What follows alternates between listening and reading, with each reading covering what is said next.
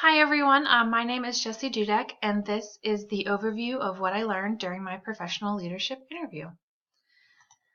The person that I selected for my interview was Keith Dudek. He has worked for an environmental testing laboratory named Test America for 33 years.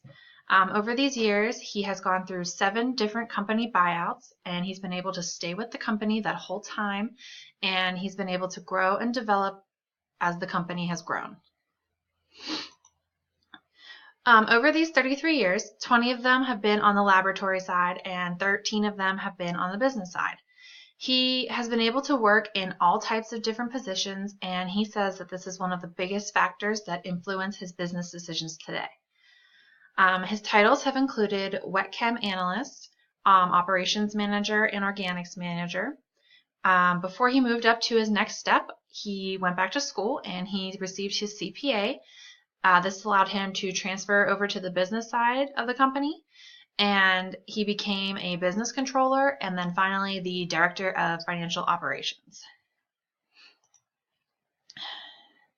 So throughout this interview, there were key themes that kept popping up, and I've broken them into 4 sections, and the first of them is the traits. Being a leader involves having special traits that set you apart from other high-level executives. Leaders need to be able to keep all their activities straight, so being organized is a must. The patience and even-temperedness is something that he stressed was very important for leaders to have. Not everyone learns at the same level or thinks that tasks should be done at the same way. Being able to listen to people around you and be open-minded to their suggestions makes a strong leader. He said that one of the biggest mistakes that leaders can make is not listening to people. By not doing this, they're missing out on new ideas and they're not building relationships with their employees. Next, we have the challenges that they face. All leaders or people in management will eventually come to a point where they face a challenge. Diversity in personalities is something that all leaders must face. No 2 people act the same or share the same opinions. How they deal with this challenge is what sets them apart from others. Through my interview, I learned that the best way that Keith found to handle conflict was face-to-face interactions. By being able to physically see where someone is coming from and what their thought process is, he's able to get a better picture of what the issue is. For example, if someone disagrees with the way he has done something, he'll ask them what they would have done differently. And if the way that they suggest wouldn't work, he'll talk them through it and tell them why. But if it does work, he'll try and compare it to the way that he did it and see if he can maybe integrate that into his style. He also says that being able to ask for help is a great skill to have. No one is perfect, even leaders, and sometimes talking to another leader or someone that is above you can help in any situation. There are many decisions that Keith had to make when deciding to even become a leader. He wasn't sure the direction that he wanted his career to go, and he found guidance through mentors, and their names were Lisa and Rusty. Lisa has been Keith's financial boss through most of his business career, and Rusty is the vice president of operations at Test America. He has also been with Keith the whole way through their careers. They started together. By being able to have a network of people to ask for advice has been a key factor in Keith's success to leadership.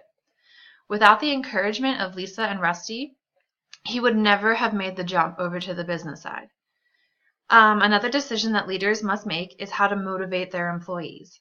There are many ways to accomplish this, either through monetary incentives or just telling somebody that they did a good job.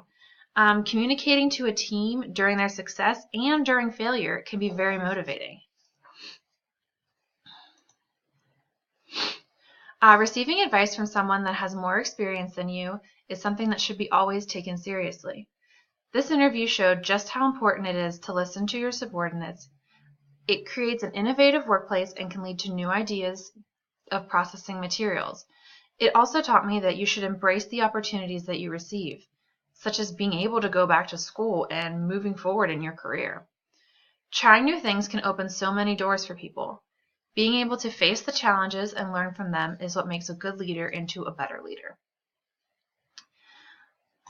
So, how am I going to transfer this knowledge into my own leadership skills? I will continue to work on my communication skills with the people around me.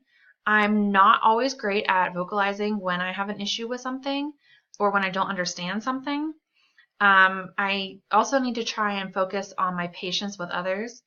I tend to get a little frustrated when others aren't keeping the same pace that I am. But I think it's starting to get easier because I've been listening to others and helping them with their problems, and it's actually making my job more enjoyable. There's a lot you can learn from people that have been in business longer than you. There's a wealth of knowledge in just asking someone what their opinion is or how they would do a project. They can tell you what works for them and what doesn't work for them, and you can try it out, and it can evolve. Cognitive differences are ways that people understand and use the knowledge that is given or told to them. Misunderstandings is a huge issue that everyone in the office can face. According to many personality exams, such as Myers-Briggs, everyone views problems in a different way. Just because someone doesn't take the same route that you did to get to a solution doesn't mean that their way is wrong. This just reaffirms how important listening and open-mindedness is for a leader. Some other highlights from this interview were just learning what it's like to work your way from the bottom to the top. Company loyalty is not something that many people in my generation have seen or acted through, and it's really inspiring to know somebody who started their career in one place and was able to grow with that company. I hope that I find a company that will be my forever home. I think being able to grow in one company is really fascinating. I've also been able to learn that there are a lot of times when the job is really difficult. Having to let people go for business cutbacks or not being able to give raises is a real morale sinker. But being able to communicate to people that it's really not their fault, it's difficult. You never want to let good workers go, but sometimes cutbacks have to be made. And that's the hard part of the job. But overall, this interview gave me something to strive for in the future. Wanting to become a better leader and more equipped to handle problems that are thrown at me is something that I will strive towards. I want to thank you all for listening and have a good night.